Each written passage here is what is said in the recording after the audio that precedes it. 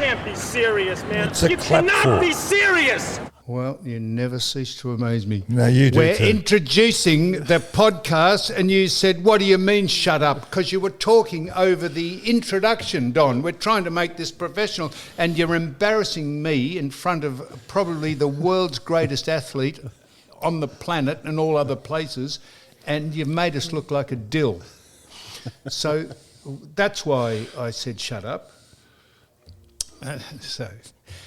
Don, we've had some very, very eminent people come into this podcast over the... We've now got the best sportsman in the world. You do it then, you go ahead. Yes, and we've just got the best sportsman in the world who grew up in leafy eastern suburbs of Melbourne and went to Carey Grammar and was recognised early on for his football talent, but decided to give football a miss and went on to world acclaim as part of that well-known awesome foursome, James Tomkins. Tomkins. And you've missed out half the stuff that he was... he wasn't just known for the awesome foursome. And he was known for the jam ads. What? The jam ads. IGL or something, James, wasn't it? The Goulburn Valley, Don. Goulburn Valley. Well, we'll get that right too. Now, James, you've come into the podcast today. Just a minute. Just give me... Let's just let the listener, particularly as soon Barney as we McCusker, mention his name, they'd know all his... Well, you didn't. I do. You just said he was known for the awesome foursome. I tell you, he's a 7-time world champion rower. He's a 3-time Olympic gold medalist. He's the only person I think I know of, and maybe ever, who's competed in 6 Olympics. He's at the Commonwealth Games. We'll just get on to him. But the Commonwealth Games in a minute. He's won gold in Edinburgh in the Commonwealth Games in the 8, and he won a bronze in the 4. He is part of the awesome foursome of Sam, Nick, Mike, and James. He is was the Father of the Year in 2008. He is in the Sporting Australian Hall of Fame along with another person that's sitting next to us here, Sue Stanley. And he is the only person, I think, ever to have won a championship, a rowing championship in every class. Now, that's what it says. That's the little amount of research I've done. He can tell us if any of that's true, but he is the great James Tomkins, and thank you very much for joining us on You Cannot Be Serious, James. Well, it's my pleasure, Sam, and good to see you too, Don. It's fantastic. Last time I heard you, James, we were at Moonee Valley and you brought your gold medals in. Where are they today? Because I fondled those gold medals just to feel what they were like. That's right. That was a Hawthorn past players reunion, which was a lot of fun to see a lot of my football heroes there, Don being one of them. And I forgot to mention you were a OAM as well. So we like to just round off who you are. And I think the other Sporting Hall of Fame member here is an OAM too? An OAM too, not an AO or an OA or a Lord or a medal, or a Sir or a Madam or she is an OA too. So OAM. Go ahead, Don. Thank you. No, I'll answer Don's question. No, Don, if you came into our house, you wouldn't know that I rowed. I don't have any photos up or anything like that. The gold medals, they're, where are they? Well, they're under the kitchen. They're under my bathroom sink. Well, actually. mate, I tell you really? what. Are they under the bathroom sink? They're in a little box that just... Well, I tell you what, if you bring them in here, I will get them displayed up on a mounted board and I'll give them back to you. You've got to display them in your house, mate. Yeah. I used to have them... I lent them to the Gallery of Sport at the MCG, but... no, you've got to display them. I took them back home just to be able to show people, but... I'm a modest sort of a guy. No, of course you are, but that's the difference between being modest and a braggart. I mean, you've got to show the medals, you've got to display them. How many people on the globe win a gold medal at the Olympics, Don? Well, he didn't win one, he won a number. I know. You've got a fascinating history, and I go back to, because I first saw your photograph as a member of the Iris squad. Now, an Iris is a young eagle, and that was part, or hawk, I think it is, and you were part of that. you're in that team. You're coached by Ray Wilson. That's right. Why did you? What happened there? Obviously, you were tall. You came from Carey, but you never went on with your football. Why was that? Well, yeah, that's right. It was the Peter Crimmins squad Oh, was that down at Hawthorn, and so I was rowing at school and in the summer, and playing footy, obviously in the winter, and. Just to clear that up, it says you were number 27 pick in the pre-season draft in 1989 for the Melbourne Football Correct. And then we'll get on to that. Yeah, we'll get on to that. Yes. This is early doors. So while I was at school, so Hawthorn were interested. We're in that, in Carey, which is in Kew, so right next to Glenferrie Oval. And so I went down there, and there was Ray Biffin and Ray Wilson, and Anyone who was called Ray. anyone who's called Ray. Ray Jenke was in that squad, actually, funnily enough. And Robert Teal. Yeah, Robert Teal. So Ray Jenke, Condon, Sullivan, the Deer Boys. That was it was a really good squad, actually. So that was pretty cool, and we played a practice match against Collingwood out at Victoria Park. So then it was, they wanted me to come down and play under 19s for Hawthorn, but I always knew that I was better at rowing and. I thought you were going to say better than the under 19s. Well, and so, I remember Ray Biffin rang up and said, right, when are you going to come down and play? I said, I really want to give this rowing thing a try. I reckon that's the path, and international and, Australian teams and things like that. So, Yeah, but then you surfaced. yeah. And I was doing the ruck work at Yeah, Melbourne. exactly. And I rock up to Melbourne and they got this new kid there, and it was in January. So John just said about you got selected in the pre-season. That was unannounced. How did that come around So that you finished up at Melbourne? Yeah, but that was, 1983, I was in the Crimmins squad, then went off and rowed, and went to the World Championships 85, Olympics in 88. And funnily enough, Richard Griffiths, Yeah. who I think he's doing something with AFL Queensland, or he was doing something. He was a Recruiting at officer at Melbourne. and he was one of my rowing coaches. And he Really? he knew that we would take a year off after the Olympics, and he said, "Why don't you just come down and have a bit of a kick, see how you move, and I can run and jump and catch." You had 4 years to fill in before the next Olympics. Yeah, that's right. So I did go down. He goes, "Well, why don't you come down and train?" Is that how? Right. And so I came down and trained. I was I was very fit, having just come off an Olympic campaign, and I can catch the ball and I can run and move reasonably well. And then I played a couple of practice matches and kicked a few goals, and you played out at Essendon, I remember. I was at that so game. I ended up getting drafted. So a year after the Olympics, get drafted by Melbourne, and I told them, I said, "Listen, I'm probably only going to play footy for 1 year, so your choice." But they went ahead with it. And then played. So I ended up playing half a dozen games in the Resies, and played on the MCG, which was really cool, and out at Windy Hill and things like that. So let's get serious, Don. James is one of the preeminent sports people ever in Australian sport. And was I correct in saying that you're the only person ever to appear in every class of rowing?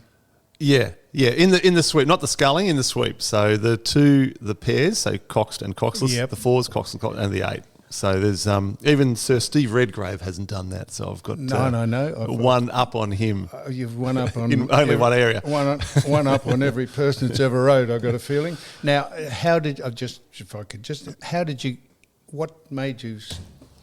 get into rowing? Did you go down to the lake one day and someone said, "Here, get in this," and pull the boat round over there? No, so I was actually born in Sydney and lived up there for a while, and then we moved down to Melbourne when I was in year 7 or year 8, and went to Carey.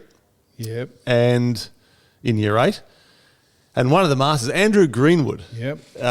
English teacher and one of the masters in the year 8 level said, I think it was my first or second day at school, and he goes, "Listen, you're a big guy. Do you want to try rowing?" Oh, there you are. And that was it. And I love the Sam. I love the water. Yep. And I love mucking around with boats. We had boats in Sydney. Always went for beach holidays, and so there's water and there's boats involved. And So I said, yeah, sure. Is it an elitist sport? It is because it's an expensive sport. But it's only seems to be the state-run schools don't 'cause compete in there or don't have that sport Facility. as such. Yeah, They don't have the There facility. seems to be Exactly. the I mean, private schools, Melbourne Grammar, boats are- Geelong, Carey, exactly. and whatever Well, else. the boats are expensive. You need facilities to house those boats on the you side need of the a lake bank. to row on, Yeah, and you exactly. need- So So we when the footy show, when the Olympics were on, the footy show did a tribute to. We went down to Albert Park Lake and they asked us to have a rowing competition. Not one of the people on the footy show could sit in the boat. We got in it and it capsized. And I said, is this serious? You've done something to the boat? And they said, no, get in and balance on it. We could not even film it because no one could sit in the boat. they are, the sculls are pretty unstable. It was extraordinary. It was embarrassing. It's amazing how you don't realise how fast twitch your backside can be. When you're the sphincter trying to- the sphincter It's gets the a bit most of a elegant twitch. of sports. As a young boy, I used to go to the Maribyrnong River and watch them row the eights and even down to the Yarra. It's the most elegant. It's just, it fascinates me because It of does. the power and the elegance of that. But and it's probably the most powerful, elegant sport about. Yeah, it is very elegant because it's a 6 minute race, 5.5 minute race in an 8, and you're almost working at your sort of 98% Yep. effort over a 6 minute period. Yeah, it's extraordinary. So, timing and rhythm and elegance, I guess, is what that comes So out whenever as. the is- championships come up, I watch them overseas, and the women too. The women are fantastic. Yeah, They're just absolutely. like the men are. But what a taxing, what a absolute physical draining experience to pull the boat for 6 minutes at rating at, I don't know, 40. Yeah, 38 38, 40, yeah. and then asked in the last 500 metres to lift the rate. It's extraordinary. And of course, the great danger, I suppose, not for you, but for anyone, is catching a crab, as they say, and that just spells the end of your whole race if someone Yeah. is undisciplined enough to do that. How hard is it not to do that, James? Well, that's the skill. That's the skill. You're right, Sam. Pretty much the last stroke of the race should be the last one you can possibly take. So the idea is to absolutely exhaust yourself, but you need, as you guys know, the more tired you get, the more chance there is a skill error. So you need to keep your skills right up, even when you're absolutely knackered. So, what is the skill in rowing? Well, avoiding catching a crab, that's one. But Don, water is such there's so much resistance. If you make a technical error and the boat slows down, it takes so much effort to get that boat speed again. So the skill is to go as fast as or faster than your opponents using less effort. The best commentary, I don't know, I just sit and observe. The best commentary I heard was Peter Landy, who was a coach or a rower, explain the eights at the Olympics. It's a fascinating sport when somebody who knows about it actually conveys what is happening in that boat. It's just not a case of rowing, is it? No, not at all. Not at all. Especially in the 8, you've got 4 blades each side.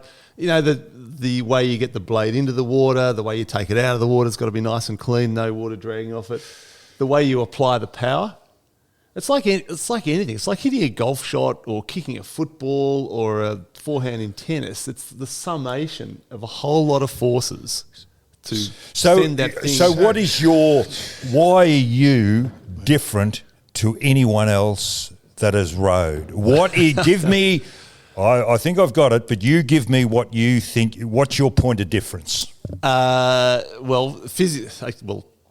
Coordination. Yeah, you got to have really good physiology. No, you. I had a very good feel for the catch, which is when you put the blade in the water. I had a really good feel for That's the water. what I heard. You were the best at it. And just the way to apply that power. And I also rode with really good people. Is that a natural thing or did you work on it?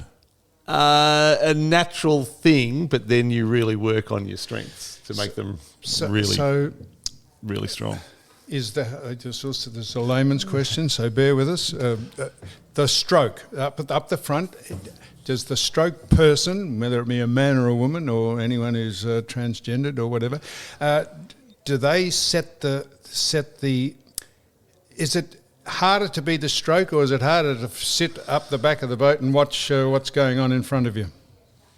It's probably it's in some ways it's easier to be the stroke because Yes. you row at the pace that you want to row at, And they got to follow. and the others have got to follow. When I moved back in the boat for the '96 Olympics, I went from stroke seat to two seat, and I found it really hard to actually follow because I'd been in the stroke seat for a long time. But the stroke essentially sets the Why were you pace. moved? Team balance that year. Go on, So- explain that. Well, so Mike was, or Mike Mackay, who went into the stroke seat. So he'd been in the two seat in Barcelona when we won, and I was in the stroke seat, and we swapped that around for Atlanta.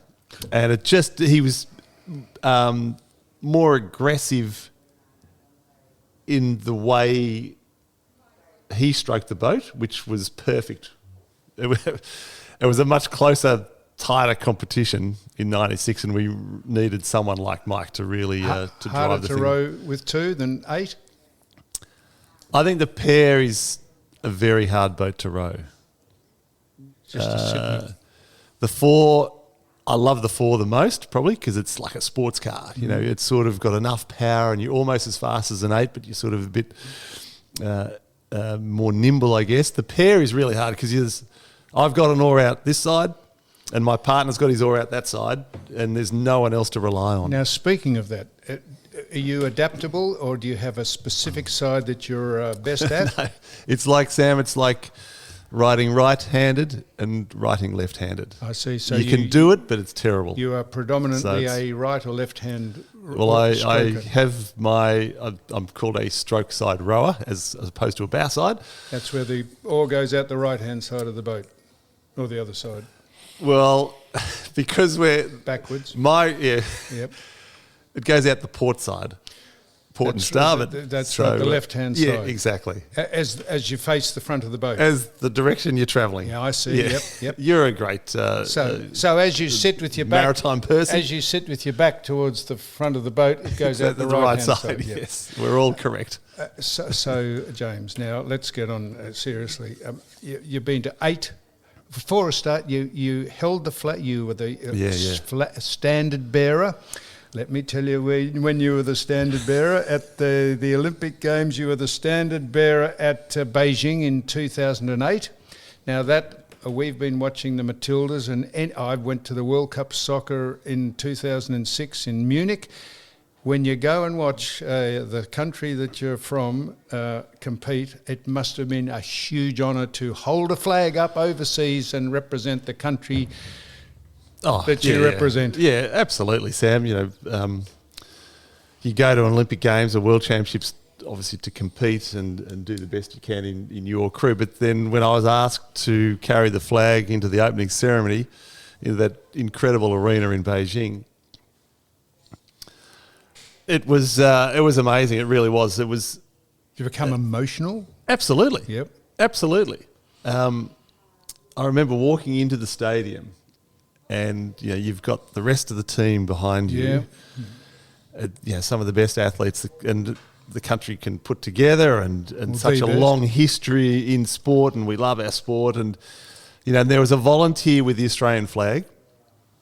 And as I approached as the flag bearer, he said, "Here, this is yours." Oh, wow. And seriously, I was welling up massively, and the heart was just bursting out of my chest. Fantastic. And just to walk out and present this Australian team to the rest of the world was, honestly was... Full house at the opener, and the crowd would have, no matter who it is, they would have given you. Absolutely. It was a real marketing ploy. Who came up with the name Awesome Foursome?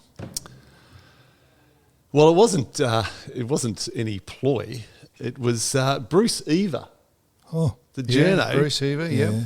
He was writing an article, another awesome performance from these guys from Mercantile or from Australia, and then Awesome Foursome. We popped that in an article, and then it sort of just stuck. And everyone of our era has heard of Awesome Foursome. Mind you, some kids that are really into rowing know about it. But what are the others doing? You've got a very high profile. What are the other three doing now with their lives? So that first iteration, there's been 6 people that have rode in the 4. Sam Patton, one of the originals, he's an orthopaedic surgeon. Yep. Does knees and hips. Nick is working with Zurich Insurance, who are an Olympic sponsor. So he's actually working with them with the Olympics. Mike is coaching. So Coaching what? Rowing. He was down at Mercantile and I think he's looking to go Is that a off. full-time job? Yes. and James is doing what? I'm working in the financial services area at UBS. Are you not part of? Are you part of the golf? Yes. What's it called? Yarra Bend. Yarra Bend. I'm sorry. Yes. I was I'm gonna a very small interest in. Well, I only asked that because I saw you on the Golf Channel and you were displaying this Scotty Cameron putter that had all your medals on it that Scotty Cameron has either made especially for you or someone made it. It's a bit embarrassing, but it's very nice. No, it's fantastic. And then someone said that you were part of the Yarra Bend. Yarra Bend. Yeah, so I love my golf. So were you just, Yeah, I know you love your golf. Well, You're very good at it. We've played together, Sam. Well, I know you give me the flick. I've asked you several times. You give me the flick. What do you play off? 5 and a bit. Yeah, no, you're a star. So what about the others in the? You've mentioned a few there. You said there's 6. So Nick's. So Coops, he's up in the country on a farm. He comes from the country? No, he didn't, but he's moved up there. Who else is there? Drew's an interesting fella. Drew Ginn, he came into the crew. Coops retired going into 96. Drew came in. 4 years prior, Don, I'd coached Drew at Scotch College. So 92, I'd coached him, and they won the Head of the River. And then 4 years later, we're rowing together at Olympic Games, winning a gold medal. And so if you were still rowing and you're about to saddle up to represent Australia in the Commonwealth Games, you would be a fraction disappointed, James. What do you make of the fact?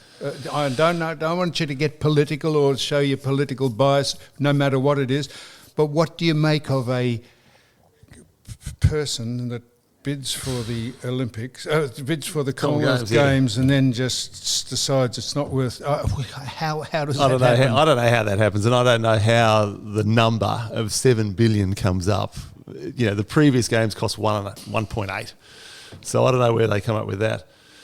Just extraordinary, and no acknowledgement of those athletes that were preparing for those games, or the volunteers that were so enthusiastic to get involved, or the regions who were pumped about. So you're a world figure in all this. And then how do you trust? So you're a world figure. You want to come here with an event? How do you know? Yeah, well, we'd love to have you. And then 2 years later, oh, hang on, it's all too hard. Have your compatriots from overseas contacted you and said, "This is just, this is so unbelievable"? Yes. And what have they said to you? They have said, "You're joking." Yep. And I said, "Unfortunately not." What have you said to them? I've said it's embarrassing. It is extraordinary. The reputation that has been sullied overseas for whatever is extraordinary. Yeah. Yeah. What about the other side of it, another political issue, whether you wish to answer it or not, but we've got a lot of gender problems in society at the moment, trans and whatever else. In sport, in your game, is that a problem?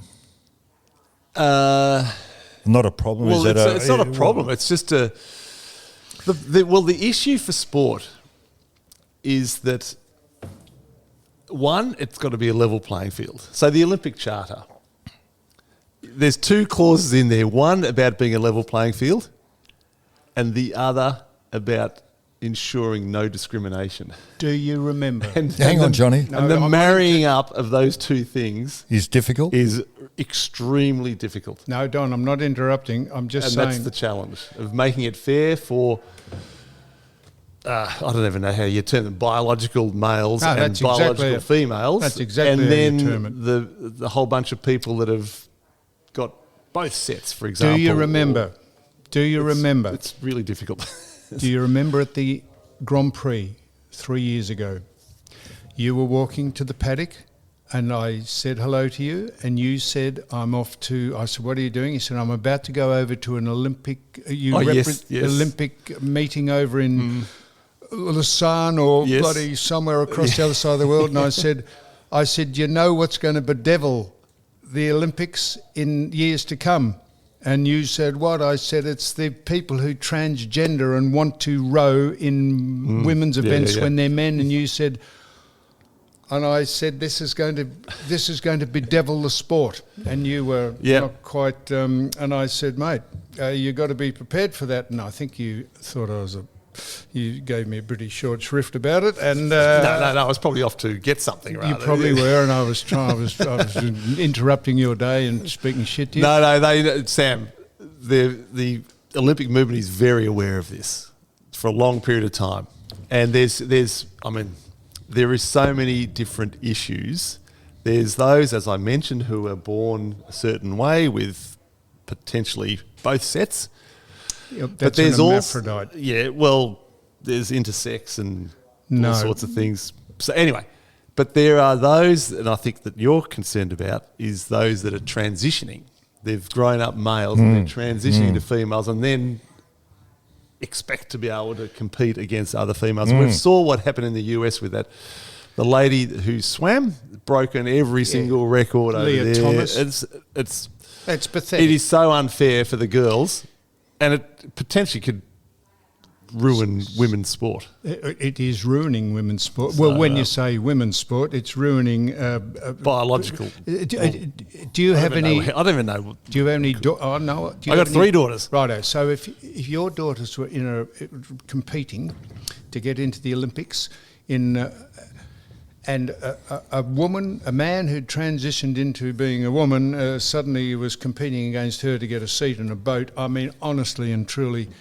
It doesn't matter when you transitioned or what is the excuse or how much hormone treatment you've had. Here's if you have, this is the only way to stop it. It's such a simple thing. If you are born with 2 X chromosomes, you're a woman, or you're a female. If you're born with an XY chromosome, you're a male, and that's it. Just test people on that basis, and don't worry about anything else that they want to transition as or pretend they are. That's how to sort it out, James. Sam, you make a lot of sense, and it's something that has been spoken about. If you've got any Y in your makeup, you're in the men's event. That's how simple is that? Yes. Why is it so complicated? Well, I'm not sure. Can I get back onto your sport? You're in it for a long time. What changes, whether they be dramatic or minor, had happened in the time you were involved? I'm talking about your equipment, boats, oars, whatever it is, and how far, how much further can it go in your sport? Well, I started off with wooden oars and wooden boats and ended up with carbon fibre and Kevlar and all sorts of things. So the equipment changed enormously. What the oars were, the material, the shape didn't really change. The shape of the boats doesn't change, or the oars doesn't change that much, but the material that they're made of does, make it lighter and stiffer. And then personally, it's more, and all the science of physiology and how to train physiology changed enormously as well. So when I first started, it was the good old-fashioned flogging out on the water. It was just really hard, really intense.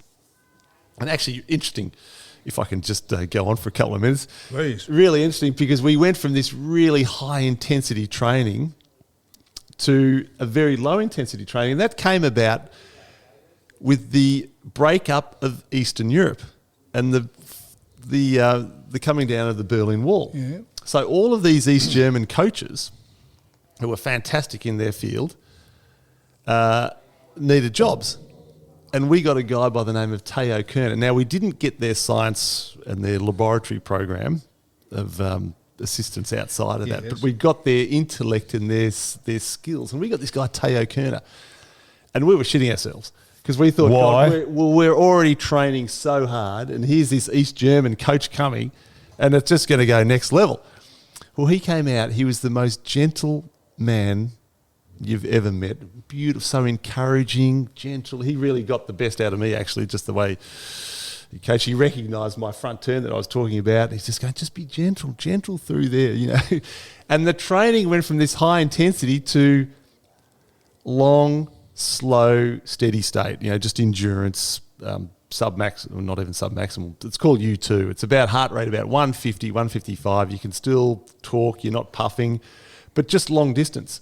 And you're trying to maximise boat speed at this really low intensity, and it was just the complete opposite of what we were doing. So just the science around how And to how train. far would you row 20 Ks. in one training session? Yeah. Shit. Yeah. And how long would that and take then, you? Don, but then, I don't know, hour and a half, Really? a couple of hours.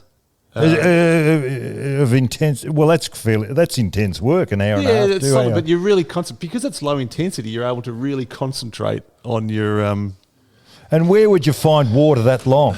Well, you turn around. You can turn around. Oh, I see. Could I? No, because you ask Could you stupid speak questions. back from the microphone? You've got it. You've got it in your Oh, mouth. jeez, I've No, got mate, this I'm just watching it here. Don, are there set specifications that a boat has to conform to, or can you have it as thin or as wide or as long? You can as have it like? as thin or wide. It's just a minimum weight, pretty much. That's all there is. Minimum weight. But Sam, there's a trade-off. The faster the shape, the more unstable it is. And so it gets to the point where you actually can't row it. So is that calculated on a? Is that put on a dynamic? Do people look at the wind resistance? Is that? Yeah. You're trying to reduce all that resistance, and it's all those marginal gains. Will there be a Ben Lexon come along and revolutionise a shell? Well, they might, but the rule is that it has to be. You can't have anything. You can't turn up the Olympic Games in Paris with something secret that no one else has. It has to be available for every other country. So that there's no. Yeah, they want that. So level what's the playing point field. of improving something if everyone else is going to cash in on your That's right. technology? That's right. Do you know how hard this is? We're filming this, so Don has been, while he's been fiddling, has been touching the tripod the camera's on, and he's turned it. We're filming one of the stanchions that holds the building up, and we've just come over and repositioned. Seriously, it's like working with a monkey. Now, James. You've been in 6 Olympics. It's extraordinary to imagine that. It is just tell us something about all the Olympics, or some of the memorable things, or people, or events in. Somewhere in some of the Olympics that you've been in, people can't comprehend. Yeah, so competing it's in like it's just the really cool thing. You go to a World Championships and it's just rowers, for example, or just swimmers. But you go to the Olympic Games, you got all of the sports. And the village is incredible. Every race, colour, creed, religion, all in there together. And you just walk. The first couple of days, your first Olympics, you're just walking around, eyes wide open, going, "Oh my God, there's so and so, some famous sprinter or some swimmer," and you're So in the first gobsmacked. Olympics that you're in, who were some of the memorable athletes or people Well, it that was a long competed time in ago. that Olympics? The sprinters, the Americans, the Australians. Who was any Australians in the first Olympics? My you first went Olympics was '88, and there was, of course, Ben Johnson. to? Yep. Is that so? You were there for that? Yeah, absolutely. And everyone, if he was a little suspect, proven so. Yep. And everyone was cheering for. The American. I I can't Not believe. Linford Christie. No, he was in that race. He No, I was. know, the runner, the legendary. Lewis. Carl Lewis. Carl Lewis. Thank you, Don. Well done, Don. Yep. So we're all in the village watching this race, and we're all going, we hope Carl Lewis wins this, because everyone was thinking Ben was a little dodgy. Ben wins. It's like, okay. Anyway, overnight the test comes back as positive. Yep. And the next day, in the village, the Canadians stitched together all these bed sheets. So we're in these high-rise buildings. Yeah. They stitched together all these bed sheets and hung it out the side of their Canadian tower, huge billboard, from hero to zero in 9.79 seconds. Yeah. And hung it up in the village. They were ashamed as a Canadian team of their sprint. It was just incredible. Yeah, but drugs were rife then. Even that lineup of that 100 metres and subsequent, they were huge, Carl was man. a bit suspect too, wasn't he? Yeah, well, Lewis? back in those days, the testing. What about wasn't you as- guys? You're a shadow of the man you used to be. What was it Oh, going? thanks, Tom. Going in your sport as well? No. Oh, No. bullshit! How come you're so big? Well, maybe in the Eastern Bloc countries, potentially, but no, nothing. The only thing that would help rowing was EPO, but there was no money in rowing, so you just follow the money. Wanted to get onto that. You just follow the money, and if there's a huge contract or sponsorship potential, then people will take extreme. Were you measures. married in the first Olympics? No. Oh, good. Well, I can ask this question. So they said that you got fit athletes, men and women, just all in one campus for a month, and they said there was a bit of interaction between a lot of them. They even given out condoms. Apparently, did you get amongst any? Not amongst, but did you strike up any relationships with any people we might know about? International relations. Well, Sav, you would have loved it. Seriously, rowing and swimming finish in the games go for 2 weeks. Yep. So you got rowing and swimming that finish in that first week. So you got the whole second week to go out and celebrate or commiserate or go and support all the other Australian teams. And it's as you say, you've got some of the fittest athletes on the planet there. Hang on, that have tapered and they're fresh. And they've got all this energy, pent up demands in that second week. It's a lot of fun. May I use the vernacular? Did you turn anyone over? Oh, please. No, well, that's a vernacular. Did you strike up any interesting relationships with anyone from anyone? Well, no. Well, I was very young. Probably not, actually. I was a bit too... that's a good time. Just change the subject. What about the state of rowing in Australia right at this stage? Strong. Why is it strong? Strong. We've got very good coaches. We've got very good program. I tell you what is, and we've got a lot of athletes, boys and men and women, going over to the States on scholarship to the US colleges. So they get over there. Rowing actually has to have selection trials in the US because there's so many kids over there rowing that. So there's a lot. They get coached very well at that level, but also a lot of those coaches also coach at the schools. So these kids at school are getting very good grounding. In fact, Don, that's what happened to me. Can I just... so my coach at school was Noel Donaldson, who ended up being our coach in the Awesome Foursome. So I had one of the best coaches as my school coach. So I was very lucky. How do these coaches, this is a naive question, they seem to be mild, they're on the bank or, in the Yarra. How do they make their assessment as to who is a good rower when they're so far away from the action? Well, they're not that far away. They can see enough. What have you got to see? What determines a rower? Well, just how they place the blade in the water, how they accelerate the boat. I'll tell you what, the best way to do it is a thing called seat racing.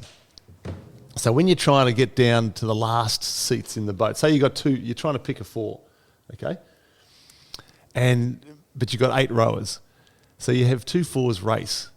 So we go and race, okay? You're in my boat, Don, and Sam's in the other boat. We go and race 2,000 metres, or 1,000 metres, whatever it is.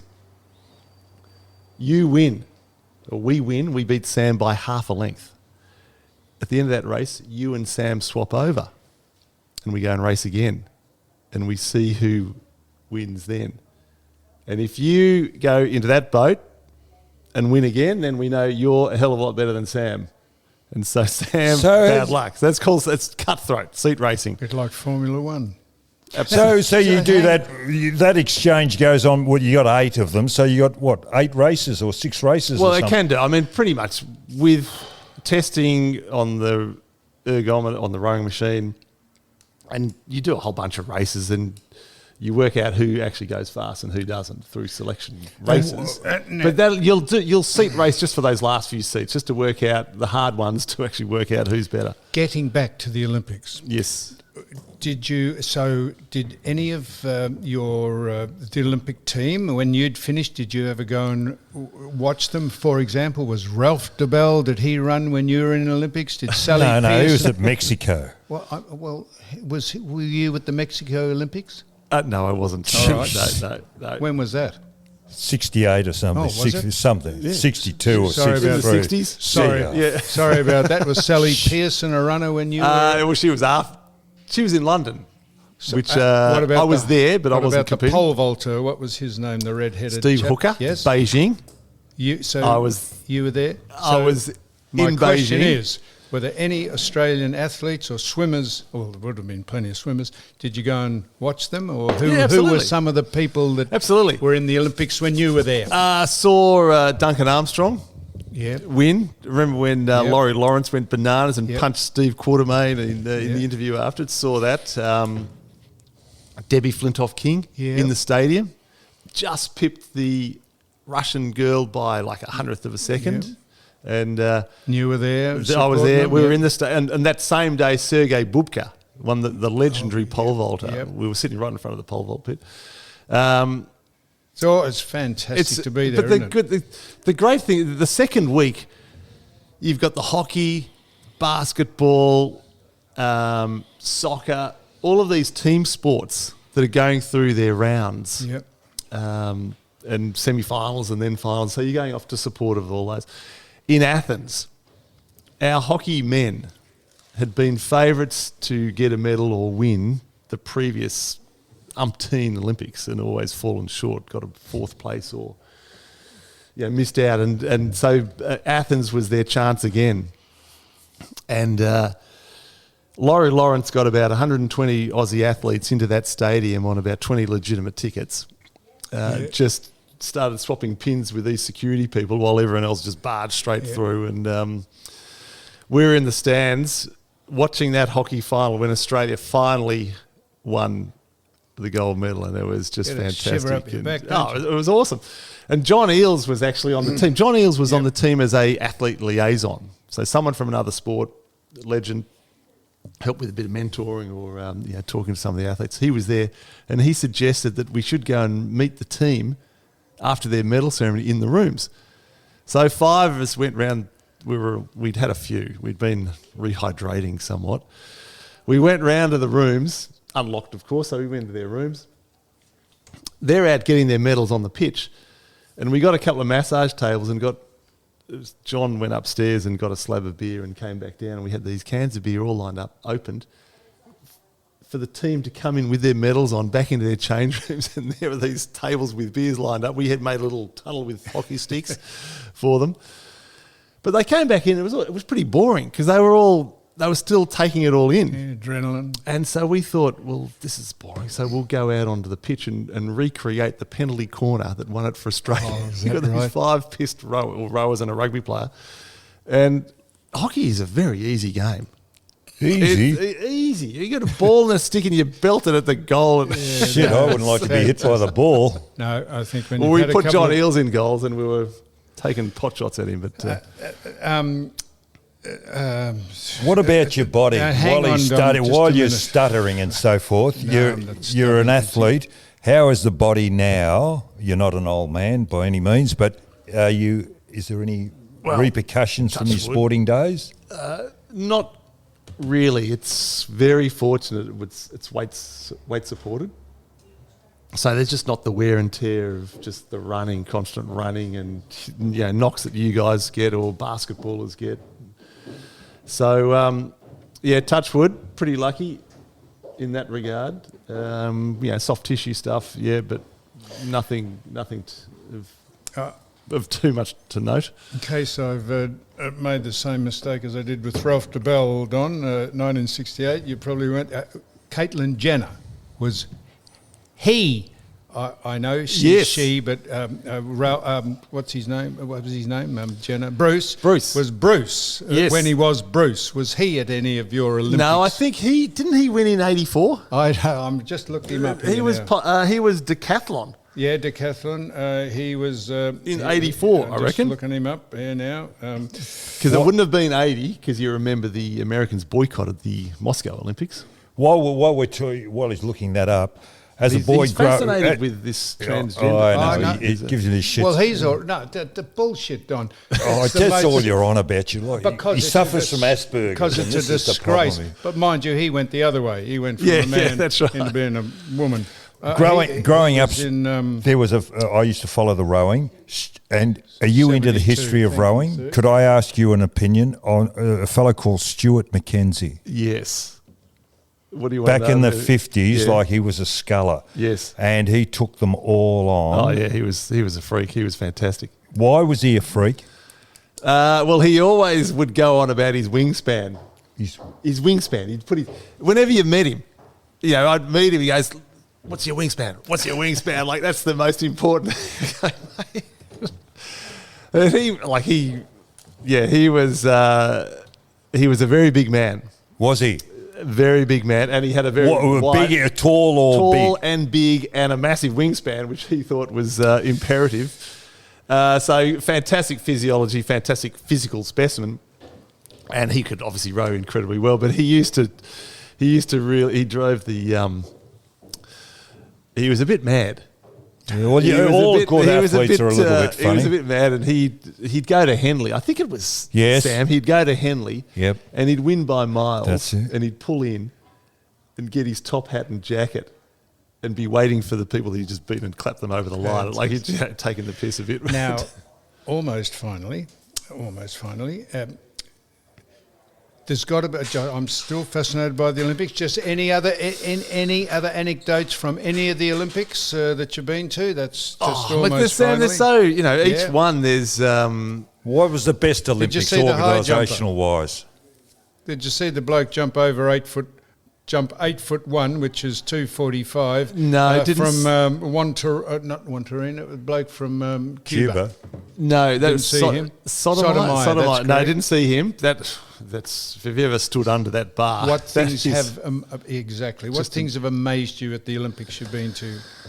Some of the things. Well, there's so many things. Yeah. What's amazed me? Just a record or a. Yeah, when you see this, the swimming. So when we were in the four, Kieran Yep. was winning Yep. in the pool the night before we would race the next day. That was pretty cool to see all the swimmers do that. The international, I saw Usain Bolt win his third Oh yeah, gold medal in Rio. that'll be extraordinary. That was to see a guy able to, the whole stadium in his hand, telling them, before the race, lifting them up, and then Yeah. there's noise and telling them to be quiet, and everyone's just transfixed on this guy. And the day they find out that he was taking some help, that is the day they might as well close the whole thing down because he was an absolute hero. Now, Yeah. I tell you what was incredible, watching Sergei Bubka win the pole vault in '88. And I'll tell you why, Sam. He'd continually broken the world record for the last couple of years, number one by miles. And in the pole vault, like high jump, you get 3 chances. But he waited to the end of the competition. So you don't have to jump. You can decide when you want to come. Yeah, you pass. So he passed and passed and passed until there was pretty much no one left. And then he decided to jump. So he had recorded a jump, and he failed on his first attempt, failed on his second did he? attempt, and then Wow. it came down to that last attempt. One jump. he might have been milking it. Well, I don't think he was, and he cleared it, and it was the most Extraordinary. gutsy, like to put yourself in that position as the absolute red hot favourite, and put yourself one jump only, one successful jump to win the Olympic gold Did he medal. jump after that? Did he attempt other heights or higher? No, That was so. We only had the one free jump. jumps. That's He extraordinary. missed two, That one is on the amazing. last, and I was sitting there with the other guys in the crew, and Rob Woodhouse was there with us, and we're just going, "Oh my god, that is incredible to do So that." I don't know if I'm being unfair or not, but Steve Hooker was fantastic. And then did he get a little stage fright, or did he? Is that a? I don't know if It that's was. the right I mean, word. Yeah, Steve did the same. He hit his third jump about 3 times in a row to actually get through and win the thing. But I mean, you have to ask Steve. But yeah, I think I mean, it's a bloody dangerous sport. Yeah. You're 5 metres up in the air on this little postage stamp as a landing thing. So they get. So you just suddenly think you've lost your nerve, or I really lost it. Well, I don't know. I think he did for a little while, but then he came back and competed again. And I know you won't want to get involved in but the woman who gave up rowing just during the race. Sally. Robbins. She crabbed Sally something. Robbins. Yeah, she just froze, did she? Or she just couldn't go up. But that would have, I tell you what, if you were part of the team, that would, you'd be bemused at that, wouldn't you? You've been trained for 4 years and you'd be a bit that upset. happens. Yep. I'm not sure. I don't know what, she just couldn't manage her effort over the distance, which is one of the skills Now, that you need. finally, James, Yes, Sam. you get 6 minutes, it's using a bit of license, you get 6 minutes in 4 years to perform, and you train for all the rest of the time. You would think that you'd be money would be. How do you account for the fact? Do you get help from the government? Someone must sponsor you in either, and rightly so, to put yourself on the line for the country once every 4 years for about a minute of your life. Well, that's right. Yeah, so we were fortunate. But when I first started rowing, we had to contribute to represent. We'd get selected in the Australian team, 1985, 86, and we had to pay to go and represent the country. Obviously, that's changed now. There's the sports that are successful, they rely on government funding. So the more successful the sport is, the more funding they get. So it's pretty good nowadays. But we were very fortunate. You mentioned the Awesome Foursome and the Golden Valley ad. So we were quite fortunate in that we became pretty well known and good sponsors, but there's no real prize money per se. You don't go to an event and there's $100,000 on the line, or $1 million prize money. So it's pretty, but it does bring a certain sort of person to it. They're not motivated by the money. They're motivated purely by going as well as they possibly can and getting the most out of themselves. Well, now, Don, it's fascinating, isn't it? A genuine Australian sporting hero. And you might be one, but we wouldn't hold a candle probably to, we would in our own right, but not internationally, Don. And James Tomkins, it's been fantastic for you to come in. I'm fascinated by the Olympics. Don's fascinated by how you sit in a boat and how you put the oar in the water. I'm fascinated by the more mundane things like who did you meet at the Olympic Village and all that. So we've had a cross-section of questions, and it's been fantastic to have you. So we appreciate James Tomkins, don't we, Don? Thank you, Don. When Don can't think of anything, we do this. That's the crickets, because you've got fuck all else to say. Well, it's been my pleasure, guys. Really enjoyed it.